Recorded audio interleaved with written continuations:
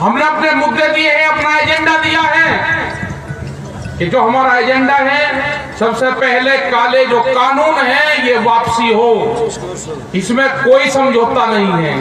क्योंकि दिल्ली दरबार का अगर बैरिकेडिंग है तो एक कानून हटेंगे जब ही दूसरी चीजों पर बातचीत होगी। स्वामीनाथन कमेटी की रिपोर्ट वो लागू हो देश में। देश के प्रधानमंत्री को जिस तरह से ड्राफ्ट दिया जाता है, पीएमओ तक, प्रधानमंत्री के ऑफिस तक, बड़े बड़े कॉर्पोरेट घरानों की वहां तक पहुंच है, उनको जब दस्तावेज दिया जाता है और वे प्रधानमंत्री जी फिर मंच पे बोलते हैं कि स्वामीनाथन कमेटी की रिपोर्ट को लागू कर दिया। मतलब देश के प्रधानमंत्री को जो पूंजीपति घराने झूठ बोलवाने का काम करते हैं, ये उन्हीं के खिलाफ ये आंदोलन है। स्वामीनाथन कमेटी की रिपोर्ट लागू नहीं हुई। जो इनके घोषणा पत्र में था, बीजेपी के जो घोषणा पत्र में था, वो था कि एमएसपी पे 50% जोड़ के हम मुनाफा देंगे।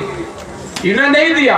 C2+50 वाला फार्मूला था, वो नहीं दिया। A2+FL दिया, उसमें मजदूरी नहीं जोड़ी, उसमें खेती किसानी की जमीन का किराया नहीं जोड़ा। जो अपना गांव नहीं छोड़ता, जो अपना पिंड नहीं छोड़ता, जो अपनी जमीन का एक टुकड़ा नहीं छोड़ सकता, उसकी बात नहीं होगी देश में। देश में व्यापारी की बात होगी, उनके लिए कानून बनेंगे। देश में कानून बनने से पहले गोदाम बन जाएंगे। ये खाली किसान की लड़ाई नहीं है, ये खाली उस दुकानदार की भी लड़ाई है जो गांव में बैठा हुआ हमको 6 महीने उधार सामान देता है और वो सोचता है कि जब किसान की फसल आएगी तो मेरा पैसा आएगा। जो शहर में दुकानदार है, जो नुक्कड़ पे दुकान करता है, वो 50 परिवारों को उधार सामान देता है। ये मजदूर का भी लड़ाई है। जो मजदूर बैठा हुआ है कि किसान की अच्छी फसल पैदा होगी तो किसान के घर में चिनाई लगेगी, मुझे भी मजदूरी का काम मिलेगा। हमने कहा कि हमारा हिसाब करवाओ। 1967 में पहली बार देश में कनक के रेट तय हुए। उसका रेट था, जो गेहूं का रेट था, जो एमएसपी का रेट था, 76 रुपए पर क्विंटल। जो मास्टर की सैलरी थी, जो प्राइमरी का मास्टर था, उसकी सैलरी थी 70 रुपया। वो एक महीने की तनख्वाह में एक मास्टर 1 क्विंटल गेहूं नहीं खरीद सकता था। हम 3 क्विंटल गेहूं बेच के 1 तोला सोना खरीद सकते थे। सोने का भाव 200 रुपया था।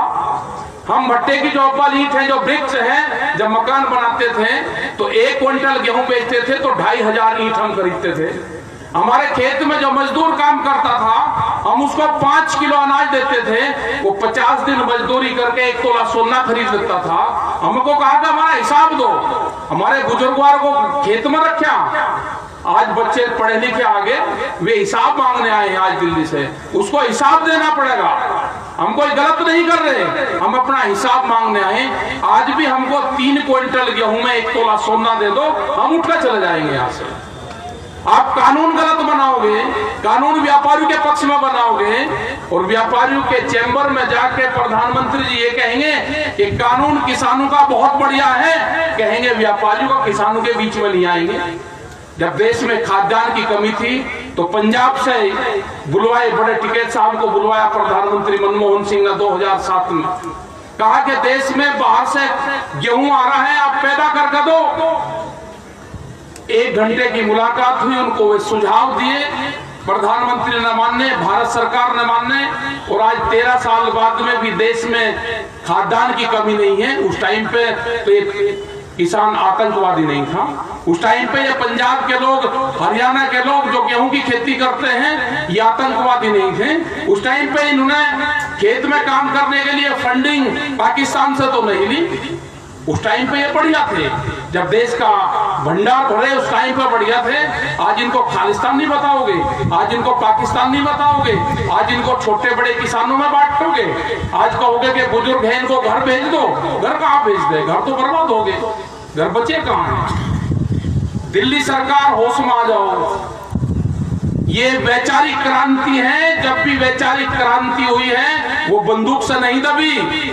जो विचार उत्पन्न हो गया वो बंदूक से नहीं दबा, वो विचार से ही दबता है। आप इनको जो काले कानून बनाए इनको वापसी ले लो। अभी तो इन्होंने कानून वापसी की बात करी है। अगर यही जन आंदोलन चलता हुआ, ये किसान अपने गेहूं की बिजाई करके आ गया, 20 अप्रैल तक की तो तैयारी करके ये आ गया, ये कभी ये नारा न लग जाए कि गद्दी छोड़ दो। अगर ये नारा लग गया कि गद्दी छोड़ दो तो उसके बाद में क्या करोगे? अभी नारा कानून बदलने का है, कभी ये नारा न लग जाए कि गद्दी छोड़ दो, ये नारा भी लग सकता है। तो सरकारें होश में आ जाएं, इन जन भावनाओं को समझ लें। यही एक चेतावनी इन किसानों की है, इन मजदूरों की है, इन दुकानदारों की है, इन व्यापारियों की है, इन भोले भाले उन लोगों की भी है जिस तरह के कानून लेकर आ रहे हैं कि जो साप्ताहिक बाजार लगाने वाले लोग हैं, वे 4 करोड़ लोग हैं जो साप्ताहिक बाजार लगाते हैं, जो हर मंगल दिवस लगाते हैं, जो पीठ लगाने का काम करते हैं, जो सस्ते में जो 10 रुपए का 5 रुपए की कंघी बेचने का काम करते हैं, जो 2.5 रुपए का संदूर बेचने का काम करते हैं, ये तो उनको भी खत्म करना चाहते हैं। आ रहे हैं वॉलमार्ट जैसी बड़ी बड़ी कंपनियां आ रही है और कह रही कि ये जो साप्ताहिक बाजार है हिंदुस्तान से ये खत्म करो। 4.5 करोड़ लोगों को खत्म करने का प्रोग्राम है, हिंदुस्तान के किसानों को खत्म करने का प्रोग्राम है, यहाँ के जो छोटे दुकानदार हैं उसको खत्म करने का प्रोग्राम है।